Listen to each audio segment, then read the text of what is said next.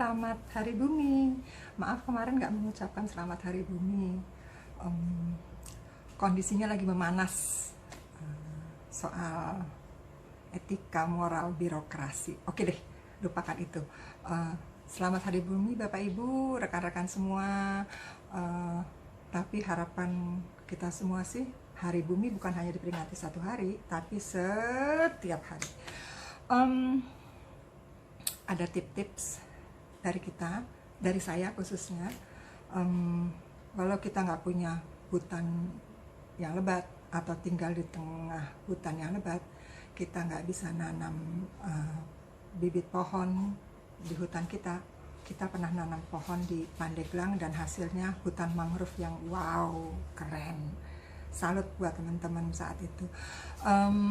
Juga di beberapa tempat yang lain. Tapi sekarang musim pandemi kita nggak bisa nanam pohon di manapun, tapi kita masih bisa nanam pohon di kebun sendiri. Kalau tidak punya kebun, di gelas-gelas bekas minuman atau di kresek-kresek bekas belanjaan kita.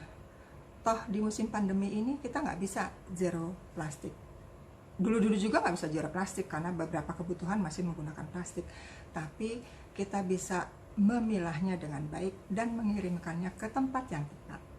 Dan itu bisa dilakukan setiap hari. Itu sebetulnya cara kita memperingati Hari Bumi. Dikerjakan setiap hari. Kata orang pintar sih, Earth Day is every day gitu ya. Oke, kita coba ya. Satu, tentang kresek.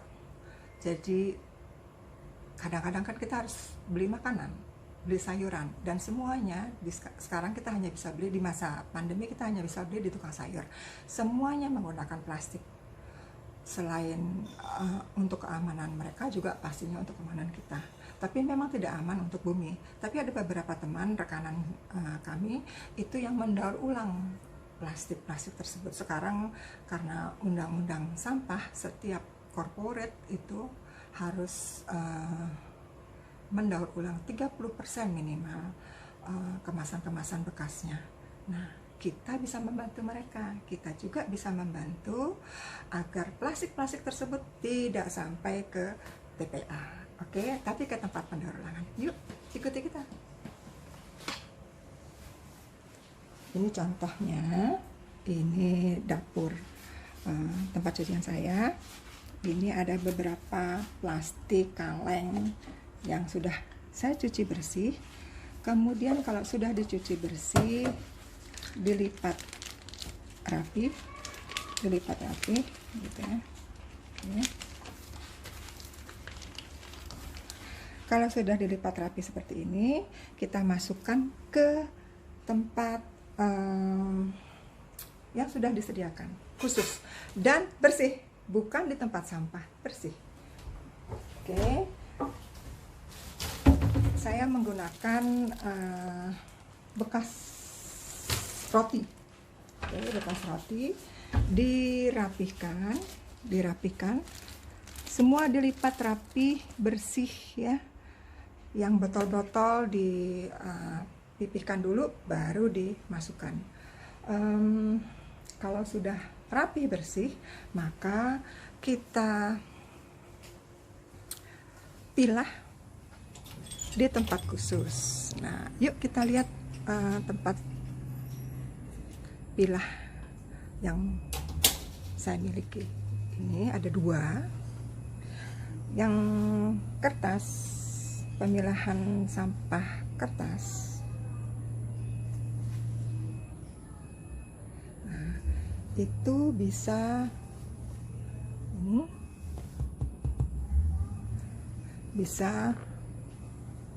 setahun bahkan, dan masih tidak busuk, masih bersih, dalam kondisi bersih. Sedangkan yang ini tinggal diangkat, tinggal dimasukkan ke sini.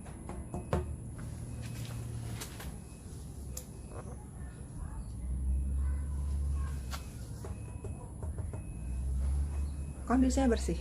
Kenapa bersih? Karena tadi setelah plastik-plastik itu dimasukkan ke kemasan khusus, rapi, baru ditempatkan situ. Jadi tidak langsung plung plung plung plung plung plung plung. nggak sembarangan gitu. Kenapa? Supaya para pemulungnya atau pengepulnya juga enak, bisa memilahkan antara plastik yang bisa didaur ulang sama botol-botol, plastik-plastik kresek sama botol-botol gitu. Nah, kalau ada plastik kresek juga dicuci seperti ini, cuci bersih. Oke, dicuci bersih, bisa dikirimkan ke tukang sayur lagi atau dijadikan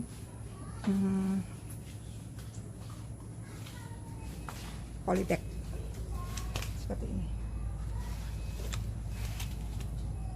Nah, itu dijadikan polybag. Nah, tadi ada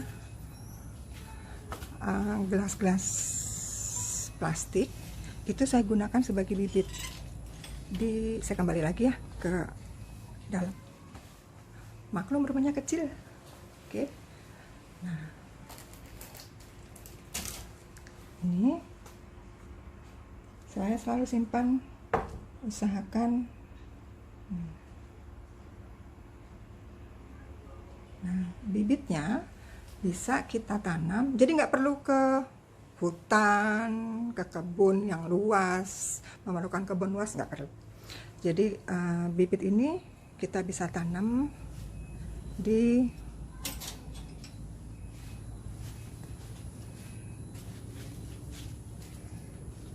tuh, kebun saya ada jeruk, pandan,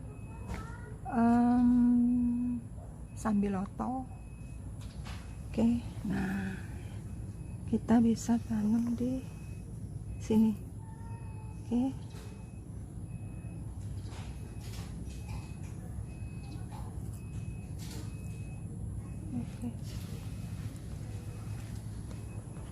Tuh kan.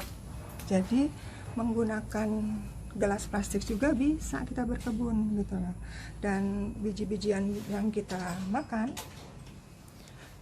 juga bisa menjadi bibit-bibit baru. Oke, apalagi ya kira-kira? Sudah plastik, sudah bibit. Oh, galon. Aku pakai galon air. Gitu. Dulunya sih, pakai botol bekas. Pakai botol kemasan air.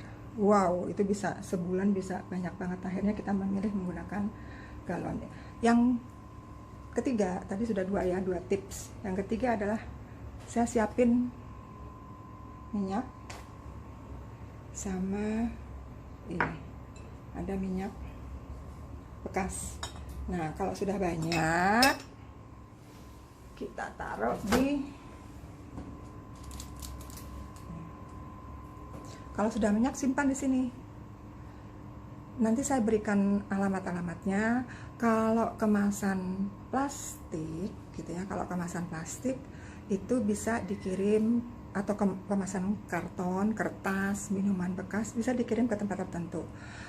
Bisa ke armada kemasan. Kalau plastik biasanya, atau botol-botol, gelas kaca atau apa, biasanya saya kirim ke bank sampah KLHK karena dekat, karena hanya berjarak beberapa kilometer. Nah, lainnya adalah ini, kan dalam musim pandemi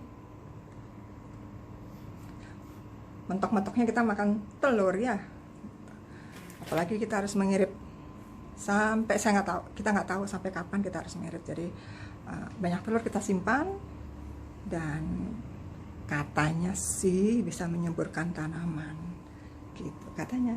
Ini kebun saya, jadi di dapur pun masih ada kebun. Oke. Itu 3 tips sederhana. 3 tips sederhana untuk cara kita bisa tetap menyayangi bumi, tapi setiap hari kita lakukan di rumah sendiri.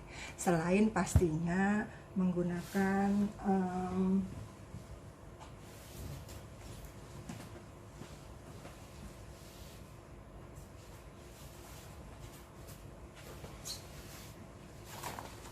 tas belanja.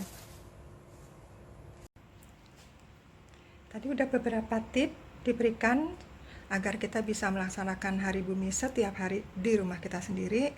Nah, tadi ada tas belanja dari kain, tapi kita juga bisa bikin pakai tas belanja dari yang punya daerah punya gitu ya. Dan ini lebih keren karena pastinya lebih mudah terurai gitu. Beberapa sudah kita berikan tip-tipnya tentang apa yang bisa kita lakukan sehari-hari di rumah untuk menjaga bumi kita. Paling tidak kita bisa meminimalisir apa yang bisa kita buang atau kita gunakan seperti itu, memanfaatkan ulang gitu. Mudah-mudahan tipsnya bermanfaat ya. Selamat Hari Bumi. Selamat Ramadan juga. Jangan makan berlebihan. Oke.